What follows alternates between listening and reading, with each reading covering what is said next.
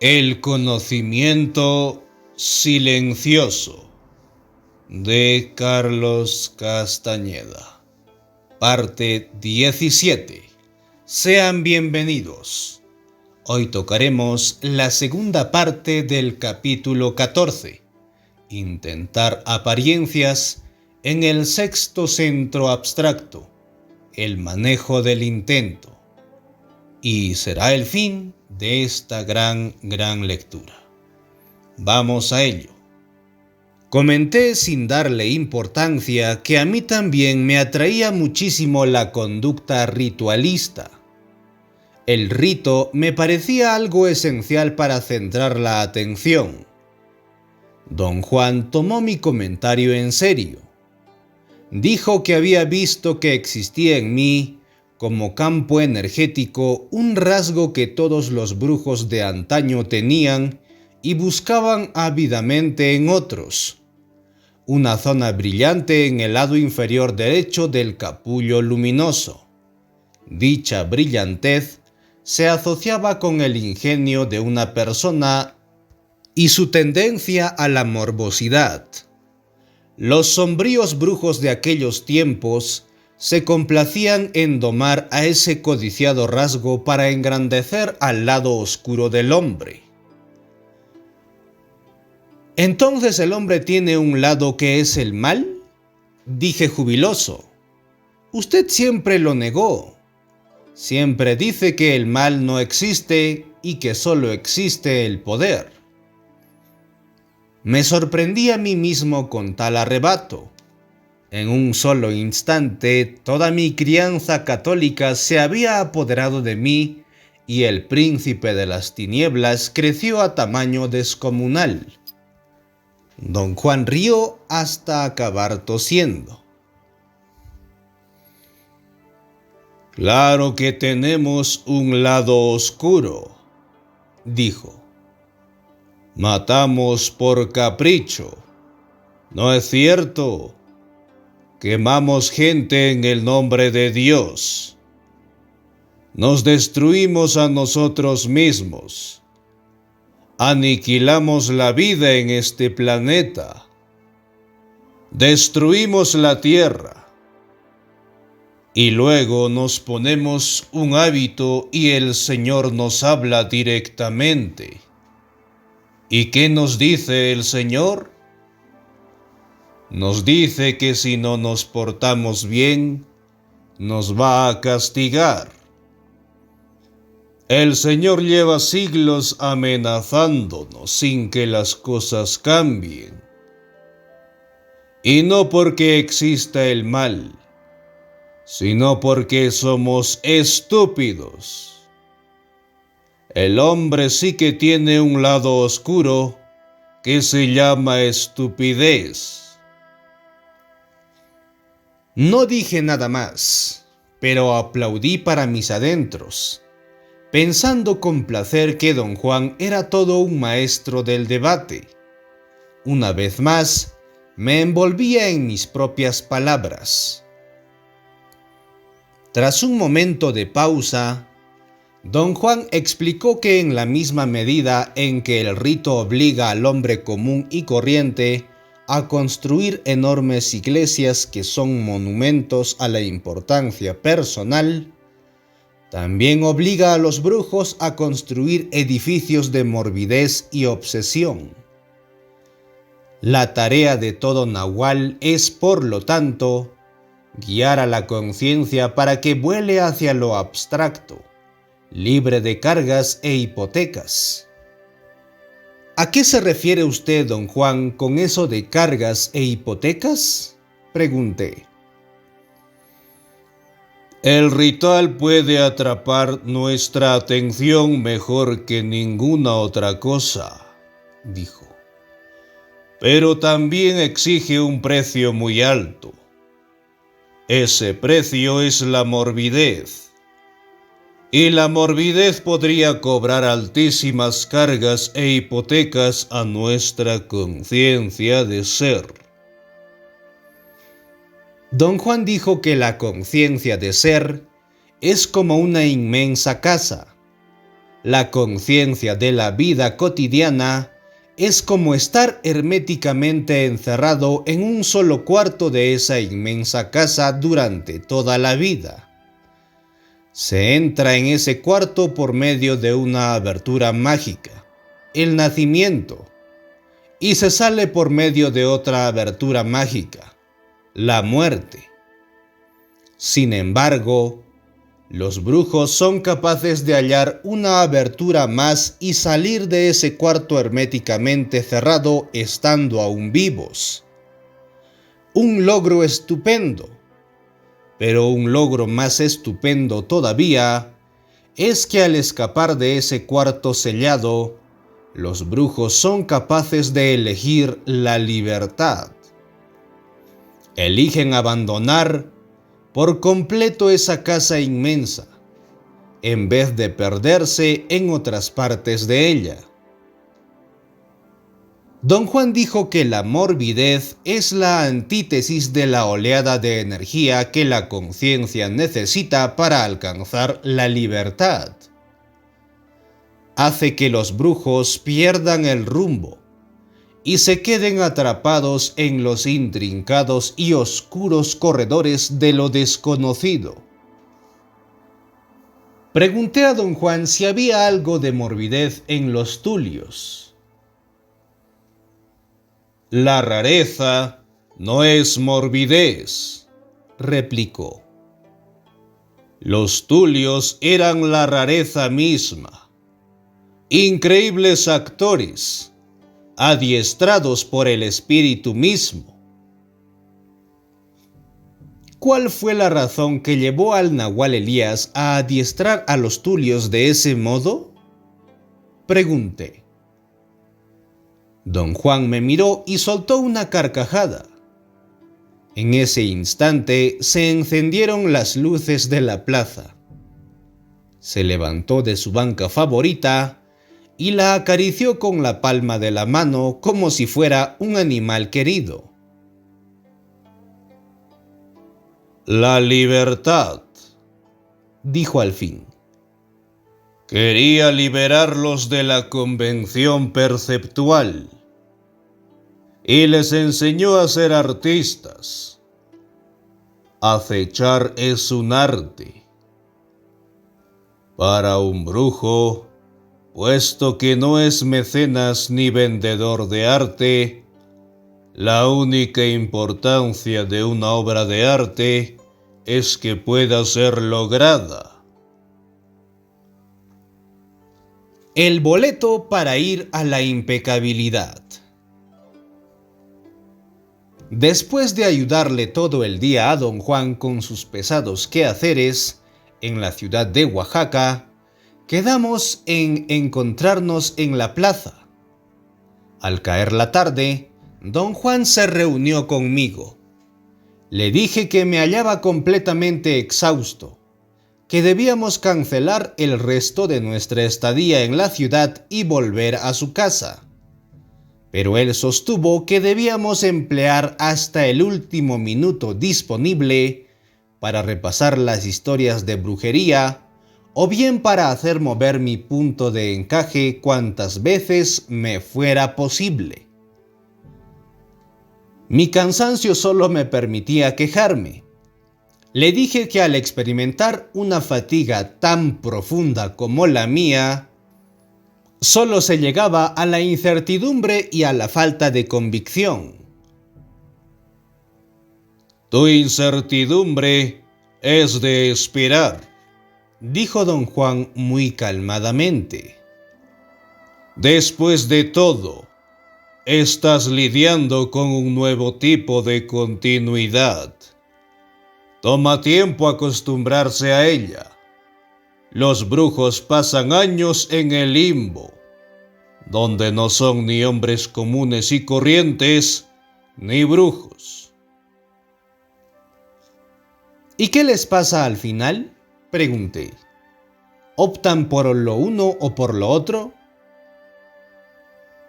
No pueden optar. Al final, todos ellos se dan cabal cuenta de lo que son: brujos. La dificultad consiste en que el espejo de la imagen de sí es sumamente poderoso y solo suelta a sus víctimas después de una lucha feroz. Me dijo que comprendía a la perfección que por mucho que tratara, mi imagen de sí aún no me dejaba comportarme como le correspondía a un brujo. Me aseguró que mi desventaja en el mundo de los brujos era mi falta de continuidad. En ese mundo debía relacionarme con todo y con todos de una nueva manera. Describió el problema de los brujos en general como una doble imposibilidad. Una es la imposibilidad de restaurar la destrozada continuidad cotidiana y la otra la imposibilidad de utilizar la continuidad dictada por la nueva posición del punto de encaje. Esa nueva continuidad, dijo él, es siempre demasiado tenue, demasiado inestable, y no ofrece a los brujos la seguridad que necesitan para actuar como si estuvieran en el mundo de todos los días. ¿Cómo resuelven los brujos ese problema?, pregunté. Ninguno resuelve nada, replicó él. O bien el espíritu lo resuelve o no lo hace. Si lo hace, el brujo se descubre manejando el intento sin saber cómo. Esta es la razón por la cual he insistido desde el día en que te conocí que la impecabilidad es lo único que cuenta. El brujo lleva una vida impecable y eso parece atraer la solución. ¿Por qué? Nadie lo sabe.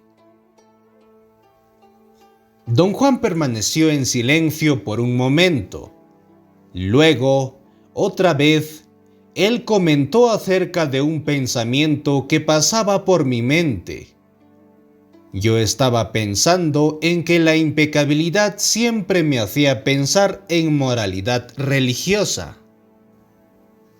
La impecabilidad, como tantas veces te lo he dicho, no es moralidad, me dijo. Solo parece ser moralidad. La impecabilidad es simplemente el mejor uso de nuestro nivel de energía. Naturalmente requiere frugalidad, previsión, simplicidad, inocencia y por sobre todas las cosas, requiere la ausencia de la imagen de sí. Todo esto se parece al manual de vida monástica, pero no es vida monástica. Los brujos dicen que a fin de tener dominio sobre el movimiento del punto de encaje, se necesita energía. Y lo único que acumula energía es nuestra impecabilidad. Don Juan observó que no hacía falta ser estudiante de brujería para mover el punto de encaje. A veces, debido a circunstancias dramáticas, si bien naturales, tales como las privaciones, la tensión nerviosa, la fatiga, el dolor, el punto de encaje sufre profundos movimientos. Si los hombres que se encuentran en tales circunstancias lograran adoptar la impecabilidad como norma y llenar los requisitos del intento, podrían sin ninguna dificultad aprovechar al máximo ese movimiento natural. De ese modo, buscarían y hallarían cosas extraordinarias, en vez de hacer lo que hacen en tales circunstancias, ansiar el retorno a la normalidad.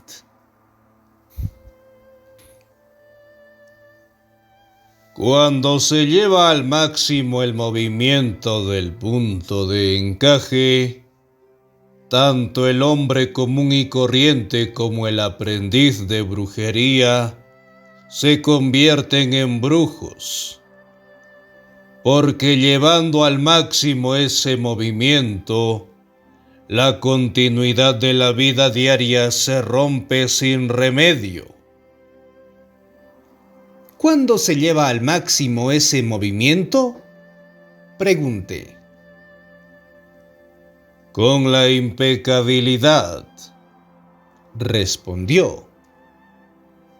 La verdadera dificultad no está en mover el punto de encaje ni en romper la continuidad. La verdadera dificultad está en tener energía. Si se tiene energía, una vez que el punto de encaje se mueve, cosas inconcebibles están al alcance de la mano. Don Juan explicó que el aprieto del hombre moderno es que intuye sus recursos ocultos, pero no se atreve a usarlos. Por eso dicen los brujos que el mal del hombre es el contrapunto entre su estupidez y su ignorancia. Dijo que el hombre necesita ahora más que nunca aprender nuevas ideas que se relacionen exclusivamente con su mundo interior. Ideas de brujo, no ideas sociales. Ideas relativas al hombre frente a lo desconocido, frente a su muerte personal. Ahora más que nunca, necesita el hombre aprender acerca de la impecabilidad y los secretos del punto de encaje. Dejó de hablar y pareció sumirse en sus pensamientos.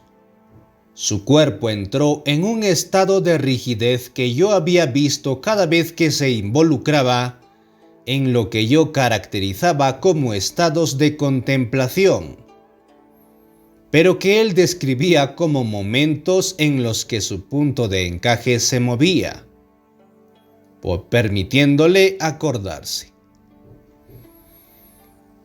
Voy a contarte ahora la historia del boleto para ir a la impecabilidad, dijo de pronto, tras unos 30 minutos de silencio total. Voy a contarte la historia de mi muerte. Huyendo de ese espantoso monstruo, prosiguió don Juan, me refugié en la casa del Nahual Julián por casi 3 años. Incontables cosas me pasaron durante ese tiempo, pero yo no las tomaba en cuenta. Estaba convencido de que en esos 3 años no había hecho nada más que esconderme, temblar de miedo y trabajar como burro. Don Juan dijo que estaba cargado con 3 años de increíbles acontecimientos, de los cuales, al igual que yo, ni siquiera se acordaba. Por eso le parecía muy natural jurar que en esa casa no aprendió nada, ni siquiera remotamente relacionado con la brujería. En lo que a él le concernía, nadie en esa casa conocía ni practicaba la brujería. Un día, sin embargo, se sorprendió a sí mismo caminando, sin ninguna premeditación, hacia la línea invisible que mantenía a raya al monstruo. El hombre monstruoso estaba vigilando la casa, como de costumbre. Pero aquel día, en vez de volverse atrás y correr en busca de refugio dentro de la casa, don Juan siguió caminando. Una inusitada oleada de energía lo hacía avanzar sin preocuparse por su seguridad. Una sensación de abandono y frialdad totales le permitió enfrentarse con el enemigo que lo había aterrorizado por tantos años. Don Juan esperaba que se abalanzara sobre él y lo aferrara por el cuello. Lo extraño era que esa idea ya no le provocaba terror. Desde una distancia de pocos centímetros, miró fijamente a su monstruoso enemigo y luego, lleno de audacia, traspasó la línea. El monstruo no lo atacó como él siempre había temido, sino que se tornó en algo borroso. Perdió su contorno y se convirtió en una bruma blanquecina, un jirón de niebla apenas perceptible. Don Juan avanzó hacia la niebla y ésta retrocedió como con miedo. La persiguió por los campos hasta que se esfumó por completo. Comprendió entonces que el monstruo nunca había existido. Sin embargo, no podía explicar a qué le había tenido tanto miedo. Tenía la vaga sensación de que sabía exactamente qué era el monstruo, pero algo le impedía pensar en ello. De inmediato, se le vino la idea de que ese pícaro del nahual sabía la verdad. A don Juan no le extrañaba que el nahual Julián le jugara ese tipo de treta. Antes de enfrentarse a él, don Juan se dio el placer de caminar sin escolta por toda la hacienda. Hasta entonces nunca había podido hacerlo. Cada vez que necesitaba aventurarse más allá de esa línea invisible, lo había escoltado alguien de la casa, lo cual restringía mucho su movilidad. En las 2 o 3 veces que trató de salir sin escolta, descubrió que corría riesgo de ser aniquilado por el extraño monstruo. Repleto de un extraño vigor, don Juan entró en la casa, pero en vez de celebrar su libertad y su poder, reunió a todos los miembros de la casa y les exigió, furioso, que explicaran sus mentiras. Los acusó de haberlo hecho trabajar como un esclavo, aprovechándose de su terror a un monstruo inexistente. Las mujeres rieron como si les estuviera contando el chiste más divertido del mundo. Solo el nahual Julián parecía arrepentido, sobre todo cuando don Juan, con la voz entrecortada por el resentimiento, describió sus 3 años de miedo constante. El nahual Julián se deshizo en lágrimas cuando don Juan exigió una disculpa por el modo vergonzoso en que había sido explotado. «Pero nosotros te dijimos que el monstruo no existía», observó una de las mujeres. Don Juan fulminó al nahual Julián con la mirada y él inclinó la cabeza dócilmente. «Él sabía que el monstruo existía», gritó don Juan, señalando al nahual con un dedo acusador. Pero al mismo tiempo, comprendió que estaba diciendo tonterías, pues en principio su queja era que el monstruo no existía. «El monstruo no existe», se corrigió y temblando de ira acusó al nahual. «Fue uno de sus pinches trucos». El nahual Julián, llorando sin poder dominarse, se disculpó ante don Juan mientras las mujeres se reían como locas. Don Juan nunca las había visto divertirse tanto. «Te he mentido, por cierto», murmuró. «Nunca hubo monstruo alguno.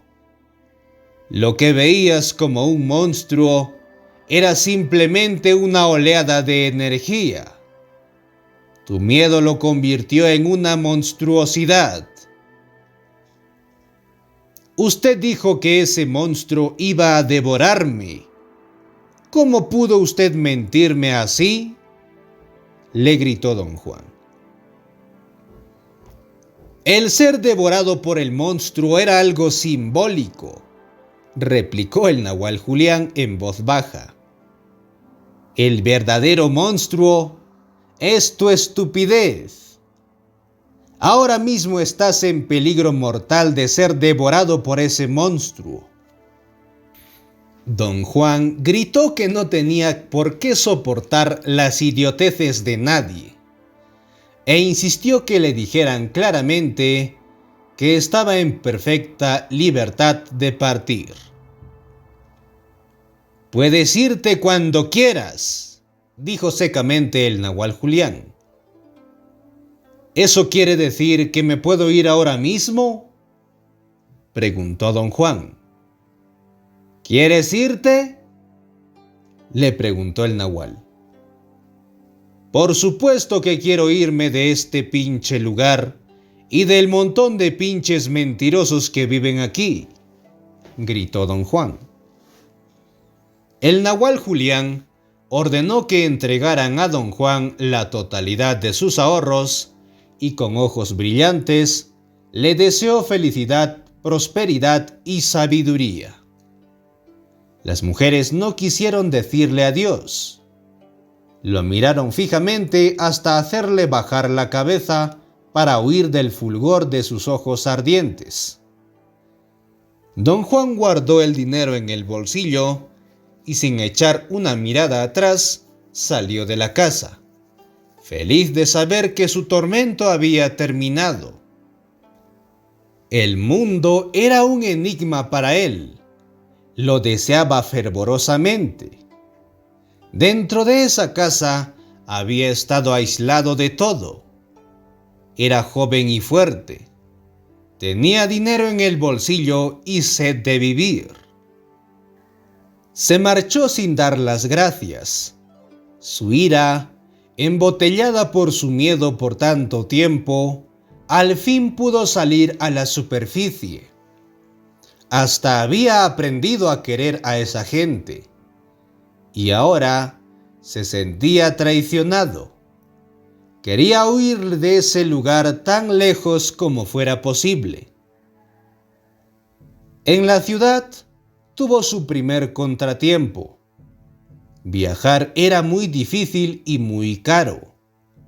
Descubrió que si deseaba abandonar la ciudad de inmediato, no podría elegir su destino, sino que tendría que esperar a que algún arriero quisiera llevarlo. Algunos días después partió hacia el puerto de Mazatlán con un arriero de buena reputación. «Aunque entonces yo solo tenía 23 años», dijo don Juan. «Había llevado una vida plena. Lo único que me quedaba por experimentar era el sexo.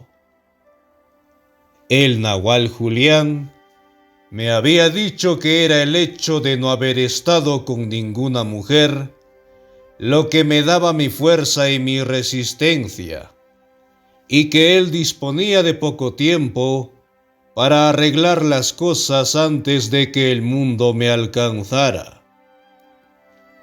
«¿Qué quería decir con eso, don Juan?», pregunté. «Quería decir que yo no tenía idea del infierno que me esperaba», contestó don Juan, «y que él tenía muy poco tiempo para levantar mis barricadas, mis protectores silenciosos. ¿Qué es un protector silencioso, don Juan?, pregunté. Un salvavidas. Un protector silencioso es una inexplicable oleada de energía que le llega al guerrero cuando todo lo demás falta. El nahual Julián sabía qué dirección tomaría mi vida una vez que ya no estuviera bajo su influencia. Por eso luchó para darme opciones de brujo, tantas como fuera posible. Esas opciones de brujo eran mis protecciones silenciosas. ¿Qué son las opciones de brujo?, pregunté. Posiciones del punto de encaje, replicó él. El infinito número de posiciones que el punto de encaje puede alcanzar. En todos y cada uno de esos movimientos profundos o superficiales, el brujo puede fortalecer su nueva continuidad. Reiteró que cuando él había experimentado, bajo el tutelaje del nahual Julián, era el resultado de un movimiento de su punto de encaje, profundo o superficial.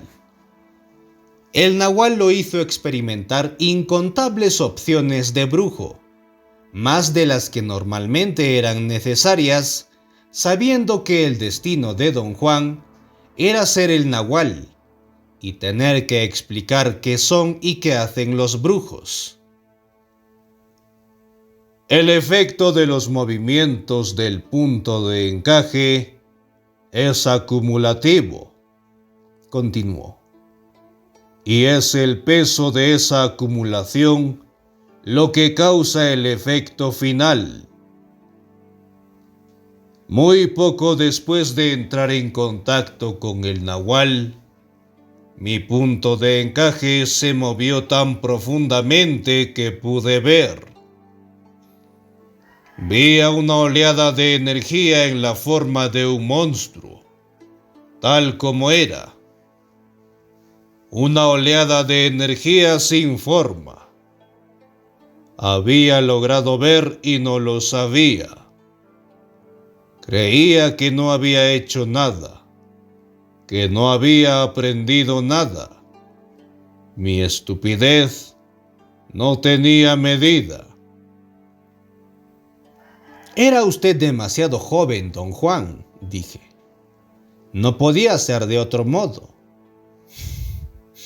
Se echó a reír. Estaba a punto de contestar, pero pareció cambiar de idea. Se encogió de hombros y siguió con su relato.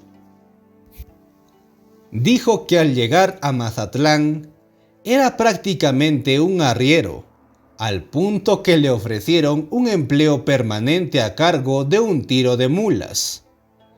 Quedó muy satisfecho por la oferta.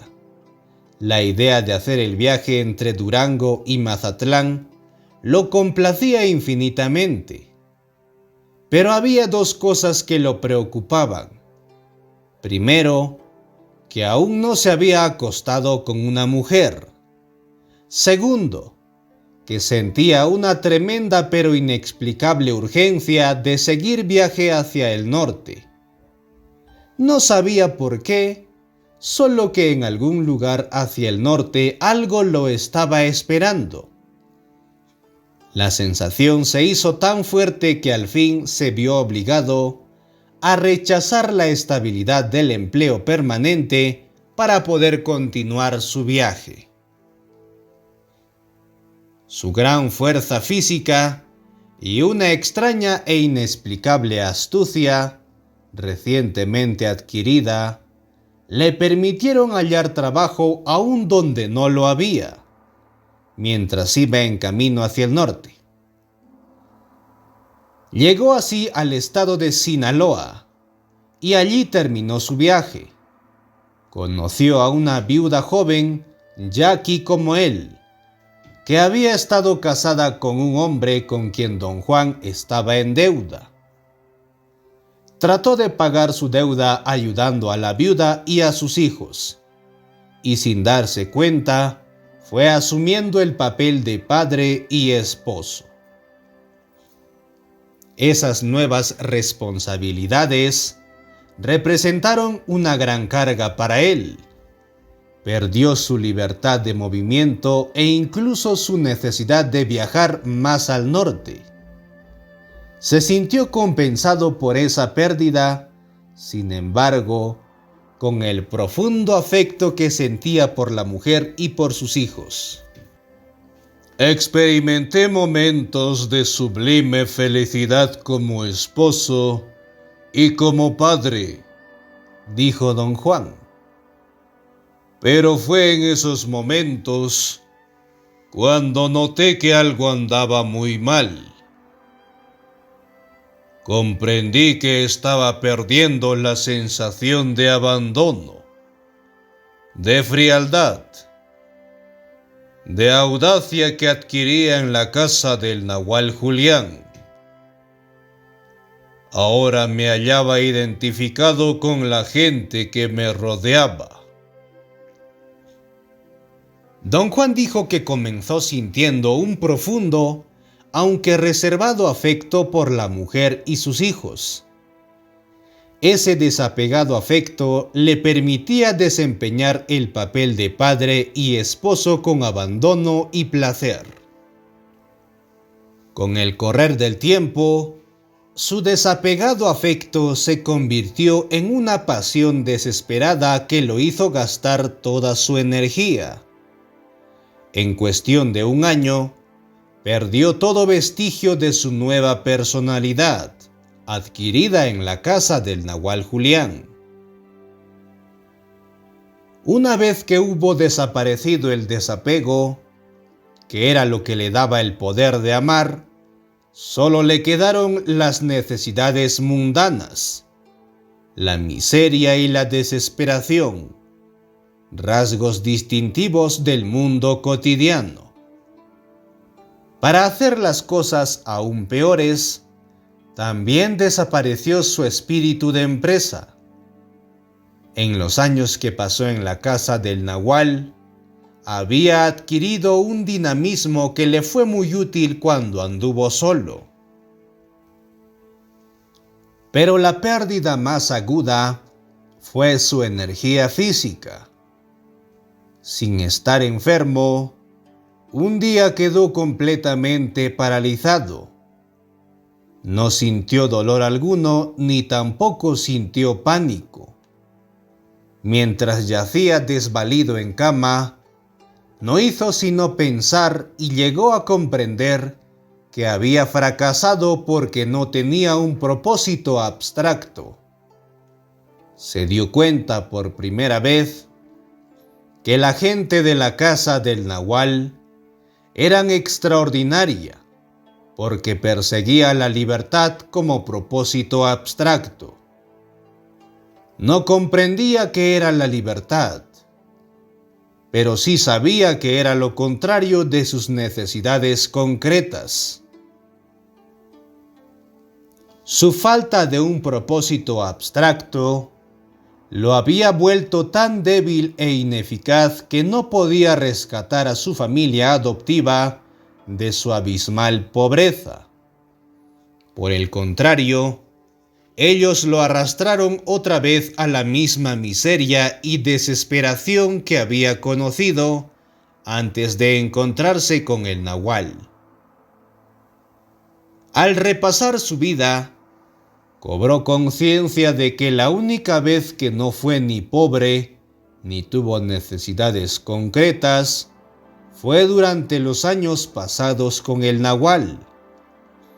Y supo entonces que la pobreza es un estado de ser y que lo había reclamado cuando sus necesidades concretas lo abrumaron. Por primera vez, don Juan comprendió plenamente que el Nahual Julián era en verdad el Nahual, el líder y su benefactor.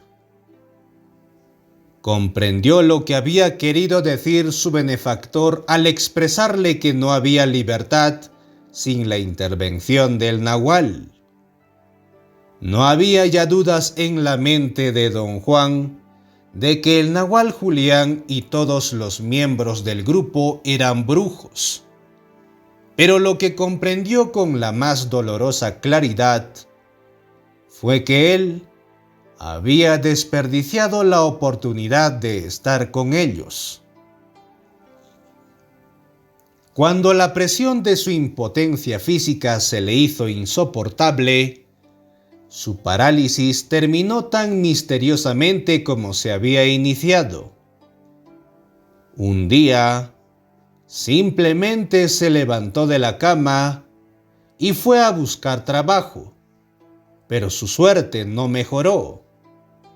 Apenas le alcanzaba para vivir. Pasó un año más. No prosperó, pero en una cosa al menos tuvo más éxito de lo que esperaba. Hizo una recapitulación total de su vida. Comprendió entonces por qué amaba y no podía dejar a esos niños. Y también por qué no podía seguir con ellos. Y por qué no podía actuar ni de un modo ni del otro. Don Juan se dio cuenta de que había entrado en un callejón sin salida y de que morir como guerrero era el único acto congruente con lo que había aprendido en la casa de su benefactor. Cada noche, tras una frustrante jornada de trabajo agotador y sin sentido, aguardaba pacientemente la llegada de la muerte.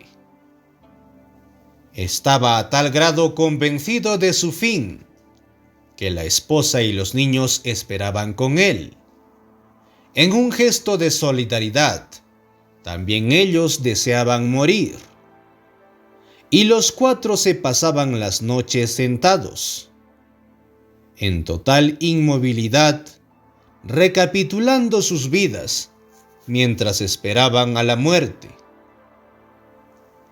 Don Juan le había hecho la misma advertencia que su benefactor le hizo a él. No la desees ni pienses en ella, su benefactor le había dicho.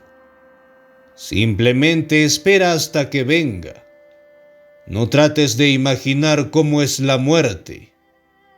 Quédate quieto hasta que llegue a ti y te atrape en su flujo irresistible. El tiempo pasado en silencio los fortaleció mentalmente, pero no en lo físico. Sus cuerpos enflaquecidos hablaban de una batalla casi perdida. Sin embargo, un día don Juan pensó que su suerte comenzaba a cambiar. Halló un empleo transitorio pero con buena paga, con un grupo de trabajadores en época de cosecha. El espíritu, empero, tenía otros designios para él. Un par de días después de comenzar a trabajar, alguien le robó el sombrero. A él le era imposible comprar uno nuevo, pero necesitaba tener uno para trabajar bajo el sol abrasador. Se protegió de algún modo cubriéndose la cabeza con trapos y puñados de paja. Sus compañeros de trabajo comenzaron a reír y a burlarse de él. Don Juan no les prestó atención. Comparado con la vida de las 3 personas que dependían de su trabajo, su aspecto tenía poca importancia. Pero los hombres no pararon. Se rieron y le hicieron tanta burla que el capataz, temiendo un motín, despidió a don Juan. Una rabia salvaje acabó con la serenidad y la cautela de don Juan. Lo que le estaban haciendo era una injusticia. El derecho moral estaba de su parte. Soltó un grito escalofriante y agarrando a uno de los peones, lo levantó por sobre sus hombros. con intención de quebrarle la espalda.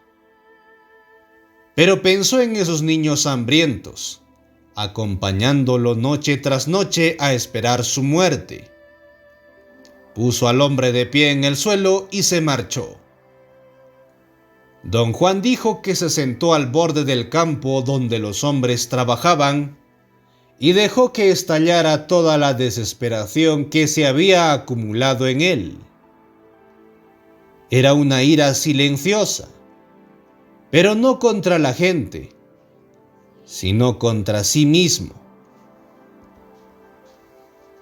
Allí sentado, a la vista de toda esa gente, me eché a llorar, continuó don Juan. Me miraban como si estuviera loco, y así era. Estaba loco, pero eso ya no me importaba nada. Había sobrepasado toda preocupación. El capataz se compadeció de mí y se acercó a darme consejos, creyendo que lloraba por mí mismo. No podía saber que yo lloraba por el espíritu. Don Juan dijo que un protector silencioso llegó a él cuando su ira se desvaneció. Una inexplicable oleada de energía lo dejó con la nítida sensación de que su muerte era inminente. Supo que no tendría tiempo de ver otra vez a su familia adoptiva.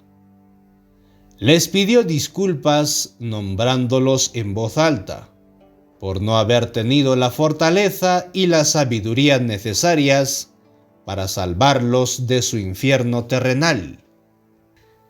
Los peones continuaban riendo y burlándose de él. Don Juan apenas los oía.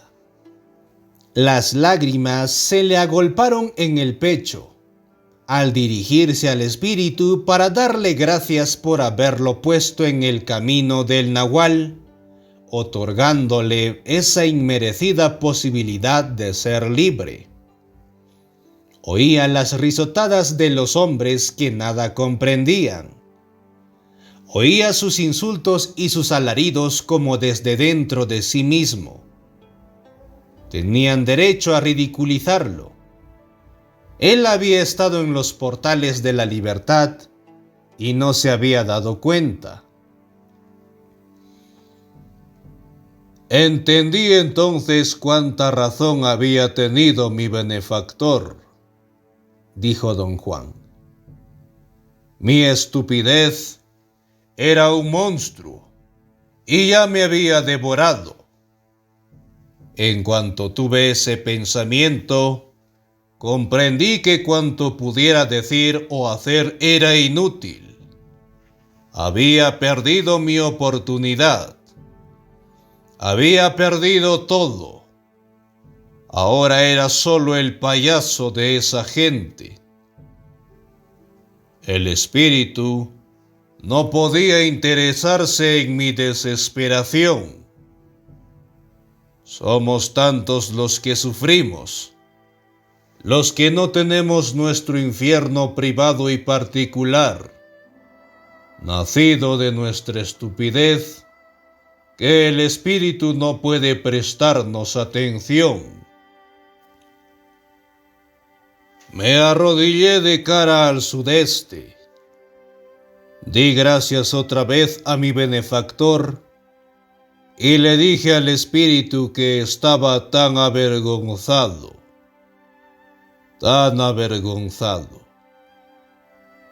Y con mi último aliento me despedí de un mundo que hubiera podido ser maravilloso si yo hubiese tenido sabiduría. Una ola inmensa vino hacia mí entonces. Primero la sentí, después la oí. Por fin la vi acercarse a mí desde el sudeste, por sobre los campos, Llegó a mí, su negrura me cubrió, y la luz de mi vida se apagó. Mi infierno había terminado. Por fin estaba muerto. Por fin era libre. La historia de Don Juan me dejó devastado. Guardamos silencio por un largo rato. Los brujos luchan por tener continuidad, dijo de pronto. Y esa es la lucha más dramática del mundo. Es dolorosa y cara. Pero muchas veces le ha costado la vida a los brujos. Explicó que para que un brujo tuviera completa certeza acerca de sus acciones, o acerca de su posición en el mundo de los brujos, o acerca de su capacidad de utilizar inteligentemente su nueva continuidad, debe invalidar la continuidad de su vida cotidiana. Los brujos videntes de los tiempos modernos, prosiguió Don Juan, llaman a ese proceso de invalidar la vida cotidiana el boleto para ir a la impecabilidad o la muerte simbólica, pero muy definitiva del brujo. Yo, personalmente, conseguí mi boleto para ir a la impecabilidad en aquel campo de Sinaloa. Lo tenue de mi nueva continuidad me costó la vida. ¿Pero murió usted, don Juan, o solo se desmayó? Pregunté tratando de no mostrarme cínico. Me morí en ese campo, dijo don Juan. Sentí que mi conciencia salía flotando de mí y se encaminaba hacia el águila. Y como había recapitulado mi vida, el águila no se tragó mi conciencia. Me escupió como una pepa de ciruela. Puesto que mi cuerpo estaba muerto en el campo, y un brujo no puede dejar el cuerpo atrás. El águila no me dejó pasar a la libertad. Fue como si me indicara regresar y tratar otra vez. Ascendí a las cumbres de la negrura y descendí otra vez a la luz de la tierra, y me encontré en una tumba superficial en el borde del sembrado. Estaba yo cubierto de piedras y tierra.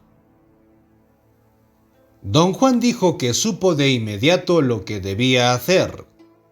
Después de salirse de entre las piedras, reacomodó la tumba como si su cuerpo aún estuviera allí y se marchó. Se sentía fuerte y decidido. Sabía que tenía que volver a la casa de su benefactor. Pero antes de iniciar el viaje de retorno, deseaba ver a su familia y explicarles que era brujo, y por ese motivo no podía quedarse con ellos. Quería explicarles que su perdición había sido no saber que los brujos jamás pueden tender un puente para reunirse con la gente del mundo. Pero si la gente del mundo desea hacerlo, pueden tender un puente para reunirse con los brujos. Fui a la casa, continuó don Juan. Estaba vacía. Los espantados vecinos me contaron que unos peones habían llegado con la noticia de que yo había caído muerto mientras trabajaba. Mi mujer y los niños se habían marchado. ¿Cuánto tiempo estuvo usted muerto, don Juan?, pregunté. Al parecer, todo un día, dijo al fin. A don Juan le jugaba una sonrisa en los labios. Sus ojos parecían hechos de obsidiana brillante. Observaba mis reacciones a la espera de mis comentarios. ¿Y qué fue de su familia, don Juan?, pregunté. Ah, la pregunta de un hombre sensato, comentó. Por un momento pensé que me ibas a preguntar acerca de mi muerte. Confesé que había estado a punto de hacerlo, pero como sabía que él estaba viendo mi pregunta al tiempo que la formulaba en mi mente, le pregunté otra cosa solo para llevarle la contraria. No lo dije como broma, pero él se echó a reír. Mi familia desapareció ese día, dijo. Mi mujer estaba hecha para sobrevivir. Era forzoso, dadas las condiciones que vivíamos, puesto que yo había estado esperando la muerte. Seguramente creyó que había conseguido al fin lo que deseaba. Y como no le quedaba nada que hacer allí, se fue. Eché de menos a los niños y me consolé pensando que no era mi destino estar con ellos. Los brujos tienen una inclinación peculiar. Viven exclusivamente a la sombra de un sentimiento cuya mejor descripción serían las palabras.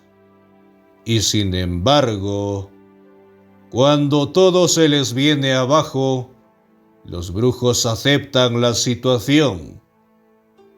Es algo terrible, dicen, pero inmediatamente escapan a la sombra de él.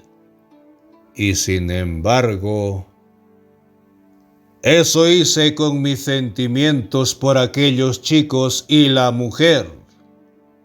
Con gran disciplina, especialmente en el caso del niño mayor, habían recapitulado sus vidas junto conmigo.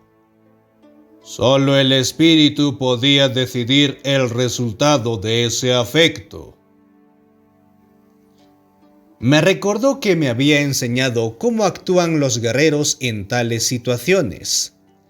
Dan lo mejor de sí y después, sin remordimientos ni lamentos, se quedan tranquilos y dejan que el espíritu decida el resultado. ¿Cuál fue la decisión del espíritu en su caso, don Juan?, pregunté. Me estudió sin responder. Yo sabía que él estaba completamente consciente de los motivos detrás de mi pregunta, pues yo había experimentado un afecto similar y una pérdida parecida. La decisión del espíritu es otro centro abstracto, dijo. Historias de brujería se tejen a su alrededor. Hablaremos de esa decisión cuando lleguemos a ese centro básico. Ahora bien, ¿no querías preguntarme algo sobre mi muerte? Si lo creyeron muerto, ¿por qué lo pusieron en una tumba superficial?, pregunté. ¿Por qué no cavaron una verdadera tumba para enterrarlo? Esto es ya tu estilo, observó riendo. Yo también me hice la misma pregunta y llegué a la conclusión de que aquellos peones eran gente muy religiosa. Yo era cristiano y a los cristianos no se los entierra sino más. Tampoco se los deja que se pudran como los perros. Creo que esperaban a que mi familia fuera a reclamar el cuerpo para darle un entierro apropiado. pero mi familia nunca apareció. ¿Usted los buscó, don Juan?, pregunté. No, los brujos nunca buscan a nadie, respondió. Y yo era brujo. Había pagado con la vida el error de no darme cuenta de que los brujos jamás se acercan a nadie. Desde ese día, solo he aceptado la compañía o los cuidados de gente o de guerreros que están muertos, como yo. Don Juan dijo que volvió a la casa de su benefactor, donde todos lo trataron como si nunca se hubiera ido y comprendieron instantáneamente lo que él había descubierto. El nahual Julián comentó que debido a su peculiar temperamento, don Juan había tardado mucho en morir.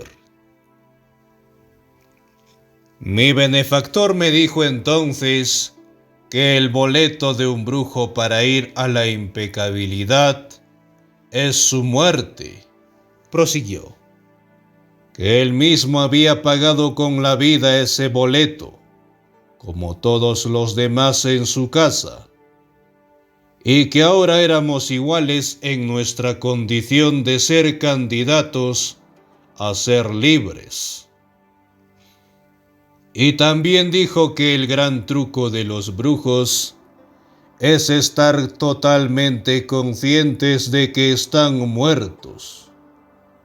Su boleto para ir a la impecabilidad debe estar envuelto en puro entendimiento. En esa envoltura, dicen los brujos que el boleto se mantiene flamante. Hace 60 años que compré mi boleto y todavía está flamante. Nos quedamos de pie junto a la banca, contemplando a los transeúntes nocturnos que pasaban por la plaza. La historia de su muerte me había dejado con una inmensa sensación de nostalgia, de tristeza. Don Juan me sugirió que volviera a casa. El largo viaje hasta Los Ángeles, dijo, daría a mi punto de encaje un descanso, después de todo el movimiento que había tenido en los últimos días. La compañía de un nahual es muy fastidiosa, prosiguió. Produce un cansancio extraño y hasta puede hacer mal. Le aseguré que no estaba cansado en absoluto, que su compañía distaba mucho de hacerme mal y que de hecho me afectaba como un narcótico. No me podía pasar sin ella. Aquello sonó como adulación, pero yo lo decía en serio. Recorrimos 3 o 4 veces la plaza en completo silencio. Anda a tu casa y piensa en los centros abstractos de las historias de brujería, dijo don Juan con un tono de finalidad en la voz. Mejor dicho, no pienses en ellos, sino que deja que el espíritu descienda y mueva tu punto de encaje al lugar del conocimiento silencioso. El descenso del espíritu lo es todo, pero no significa nada si no se llenan los requisitos del intento. Por lo tanto, cultiva el abandono, la frialdad y la audacia. En otras palabras, sé impecable. Fin de la parte 17 y fin del capítulo 14, o de esta segunda parte del capítulo 14, intentar apariencias. Pues bien, hemos llegado al final de este libro, El conocimiento silencioso, escrito por el buen Carlos Castañeda. Interesantes lecturas, interesantes centros abstractos. Bueno, continuaremos la saga Carlos Castañeda y en una próxima entrega tendremos el 9º libro, que es El arte de ensoñar. Pues bien, gracias y muchas gracias por escucharnos y acompañarnos en estos espacios. Tengan un buen día y adiós.